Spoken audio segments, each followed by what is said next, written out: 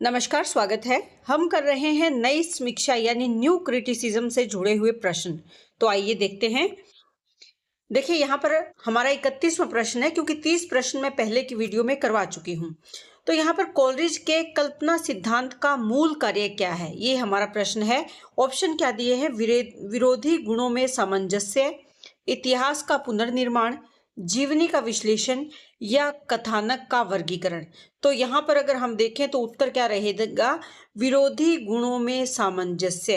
Coleridge के अनुसार कल्पना सामान्य विशेष नए पुराने आदि विरोधों में सामंजस्य स्थापित करने का काम करती है। तो यहाँ पर जो विरोधी गुण है उनमें समानता, उनमें संतुलन ही कोलरिज के कल्पना सिद्धांत का मूल कार्य है। अगला प्रश्न क्या है कि नई समीक्षा में कृति की अखंडता की धारणा पर किसका गहरा प्रभाव माना गया है? नई समीक्षा में अखंडता की धारणा की बात यहाँ पर की जा रही है। ऑप्शन क्या है? कोलरिज, मार्क्स, फ्राइड या डार्विन का।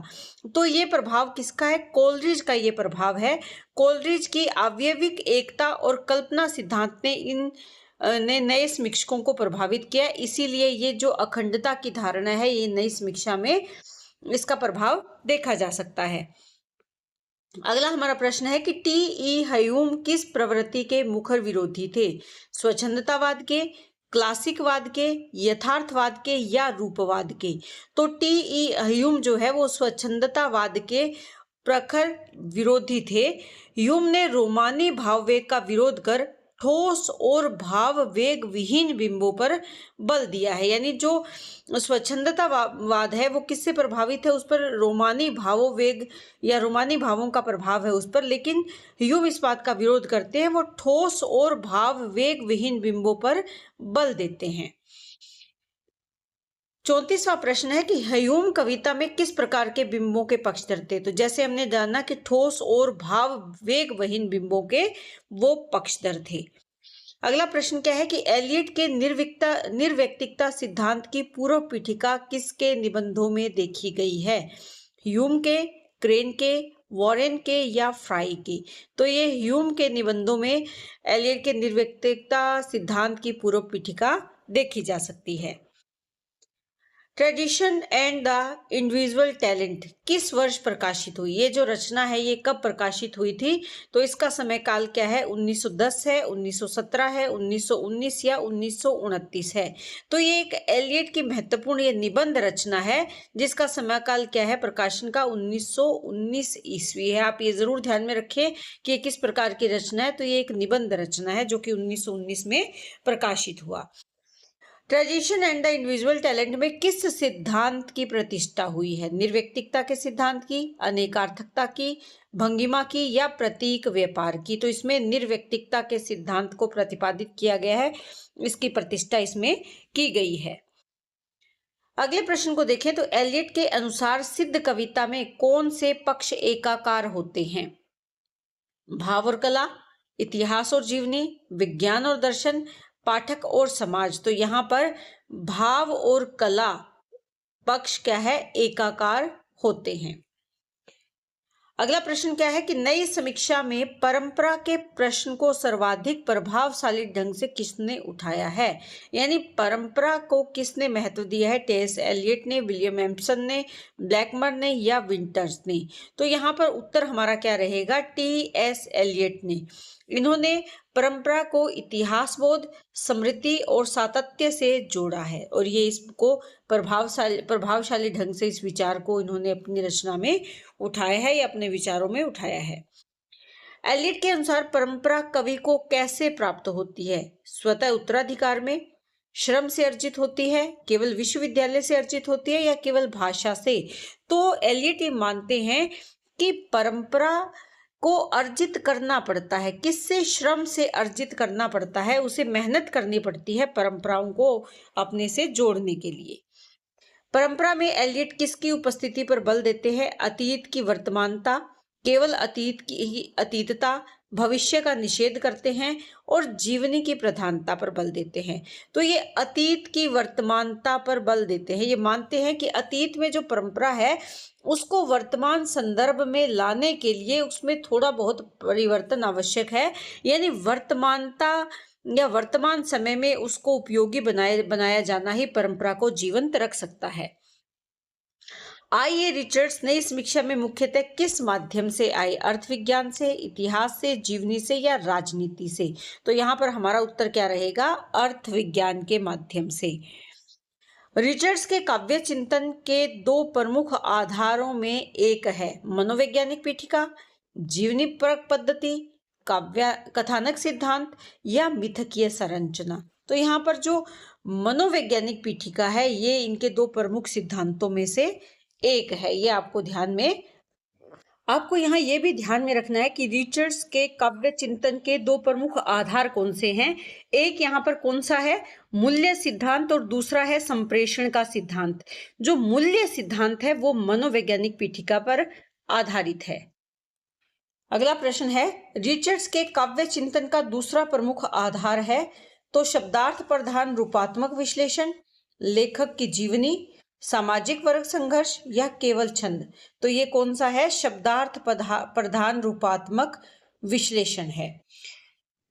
अगला प्रश्न क्या है कि रिचर्ड्स के अनुसार काव्य मूल्य का आधार क्या है? विरोधी चित्तवृत्तियों का संतुलन, कवि की प्रसिद्धि, ऐतिहासिक प्रामाणिकता या राजनीतिक उपयोगिता। तो ये विरोधी चित्तवृत्तियों का संतुलन ही काव्य मूल्य का आधार है। रचना द मीनिंग ऑफ मीनिंग का रचना काल क्या है? ये हमें यहाँ पर बताना है। 1919, 1923, 1924 या 1929। तो इसका रचना काल 1923 है। अब ये रचना किसकी है? तो ये I.A. रिचर्ड्स और C.K. ये आपको ध्यान में रखना है। I.A. रिचर्ड्स और C.K.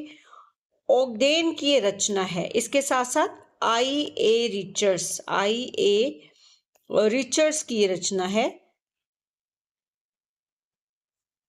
और ये रचना किस पर आधारित है? इसमें भाषा और अर्थशास्त्र को मुख्य विषय के रूप में लिया गया है। तो रचना काल क्या है इसका? द मीनिंग ऑफ मीनिंग का 1923 ईस्वी इसका रचना काल है। अगला प्रश्न हमारा क्या है? प्रिंसिपल ऑफ लिटरेरी क्रिटिसिज्म ये किस वर्ष प्रकाशित हुई? तो प्रिंसिपल ऑफ लिटरेरी क्रिटिसिज्म की बात करें 1923, 1924, 1929 या 1936। तो ये 1924 ईस्वी में प्रकाशित हुई। ये किसकी रचना है? ये भी I.A. रिचर्ड्स की रचना है। I.A. रिचर्ड्स की ये रचना है।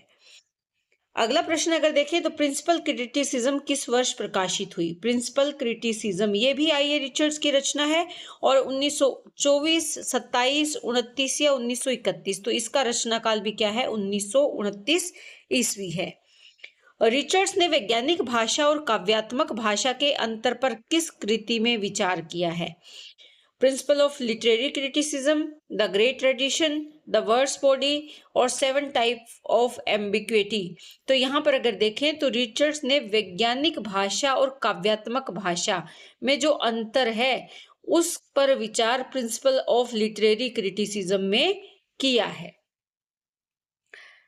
अगला प्रश्न देखिए तो काव्य भाषा के संवेगात्मक प्रयोग के लिए कौन सा पद प्रयुक्त है? Emotive use of language, historical use, biographical use या लॉजिकल प्लॉट। तो यहाँ पर अगर देखें तो emotive use of language, Richard से संबंध चर्चा में इमोटिव यूज ऑफ लैंग्वेज ये महत्वपूर्ण पद है। यानी रिचर्ड से जुड़ी हुई जो चर्चा है या रिचर्ड से जुड़े हुए जो विचार हैं उसमें काव्य भाषा के संवेगात्मक प्रयोग के लिए इसी पद का प्रयोग किया गया है। नई समीक्षा का उद्भव किन ऐतिहासिक परिस्थितियों के बीच में हुआ? तो यहाँ पर अगर देखें तो देखिए नई समीक्षा का जो समय काल है वो समय काल 1920 से लेकर 1940 तक माना गया है। 1920 से 1940।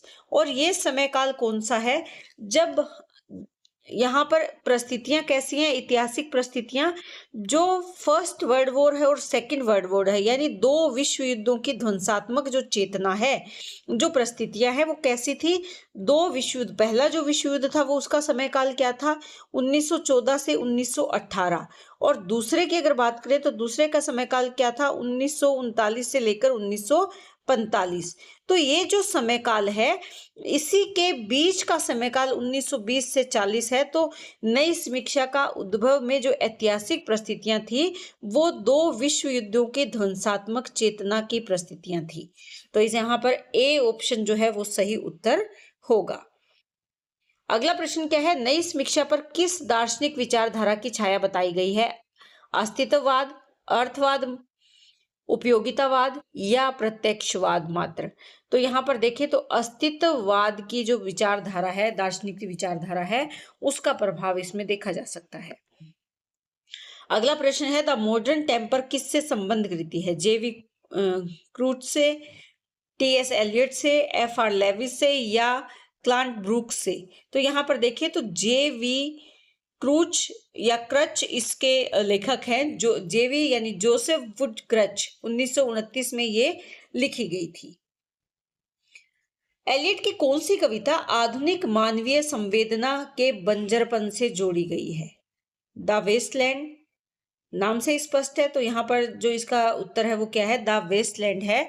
ये आधुनिक सांस्कृतिक संकट और बंजर संवेदना का प्रमुख उदाहरण ये रचना है। 1922 में इस रचना का प्रकाशन हुआ। ये अत्यंत महत्वपूर्ण और युगांतकारी आधुनिकतावादी कविता है, द वेस्टलैंड। अगला हमारा प्रश्न क्या है, कल्चर एंड एनर्की किसकी कृति है? मैथ्यू आर्नोल्ड की, एफ.आर. लेविस की, रैनसम की या एम्पसन की? तो ये मैथ्यू आर्नोल्ड की कृति है, जिसमें यूरोपीय सांस्कृतिक संकट की चर्चा की गई है और इसका जो समय काल है 1869 ईस्वी का प्रकाशन वर्ष माना गया है, 1869। मास सिविलाइजेशन एंड माइनॉरिटी कल्चर किस आलोचक की कृति है, यानी किसकी कृति है? कौन से इसके रचनाकार है?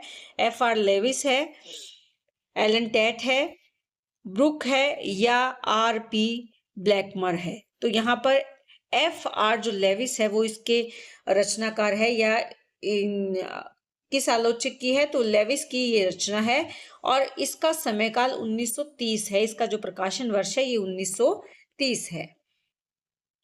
एफ.आर. लेविस ने सी.एल. नाइट्स के सहयोग से किस पत्रिका का संपादन किया?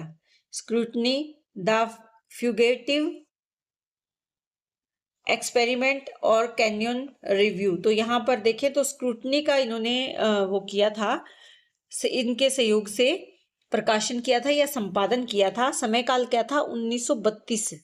1932 से इस पत्रिका का प्रकाशन इन दोनों ने आपसी सहयोग से किया था। अगला प्रश्न क्या है, द ग्रेट ट्रेडिशन किसकी कृति है? लेविस की कृति है, रिचर्ड्स की कृति है, ब्रुक्स की है या विलियम एम्पसन की है? तो ये एफ.आर. लेविस की कृति है, द ग्रेट ट्रेडिशन। इसका जो समय काल है 1948 है। केनेथ बर्ग का प्रसिद्ध सिद्धांत कौन सा है? प्रतीक व्यापार, अनेकार्थता, भंगिमा या तनाव? तो यहाँ पर जो उत्तर है वो कौन सा है?